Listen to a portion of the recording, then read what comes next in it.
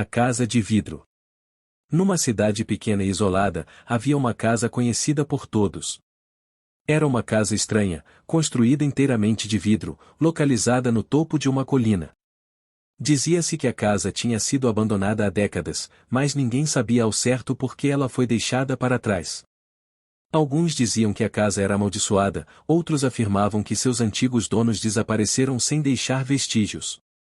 A única coisa que todos sabiam era que ninguém que tivesse entrado naquela casa jamais voltará. Certo dia, um grupo de jovens aventureiros decidiu investigar. Entre eles estava Clara, uma garota de espírito livre que sempre buscava um bom desafio. Ela estava fascinada pela casa de vidro, intrigada pelo mistério que a cercava. Clara e seus amigos, Marcos, Rafaela e João, tinham ouvido as histórias desde a infância, mas, em vez de se assustarem, estavam mais curiosos do que nunca. Vamos passar a noite lá. A gente vai descobrir o que está por trás dessa história toda, disse Clara, já decidida. O grupo subiu a colina até a casa ao anoitecer. O vento uivava, e a luz do sol começava a desaparecer por trás das nuvens pesadas. A casa de vidro parecia uma grande cúpula refletindo o céu nublado, suas janelas limpas demais, como se fossem observadoras silenciosas de todos os que ousassem se aproximar. Ao entrarem, a porta de vidro se abriu sem som, como se já esperasse por eles. O interior era gelado e vazio, exceto por móveis cobertos com lençóis brancos e um silêncio profundo que parecia envolver tudo. As paredes de vidro refletiam o grupo em múltiplos ângulos, fazendo-os se sentir observados o tempo todo. O lugar parecia intacto, como se ainda estivesse esperando pelos donos que nunca mais voltariam.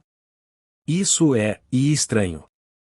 Parece que a casa foi abandonada ontem, disse Rafaela, com um arrepio na voz. Enquanto exploravam a casa, começaram a notar detalhes ainda mais incomuns.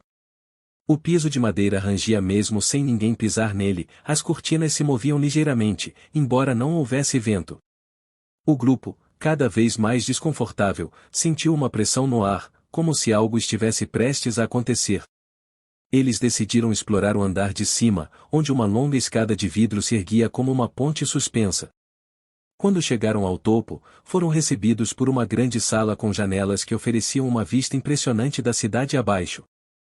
Mas no centro da sala, havia uma grande mesa de jantar, com cadeiras ao redor. A mesa estava posta, como se alguém estivesse prestes a fazer uma refeição. O mais estranho, no entanto, eram os pratos, todos estavam vazios, exceto um, que estava coberto com uma tampa de prata.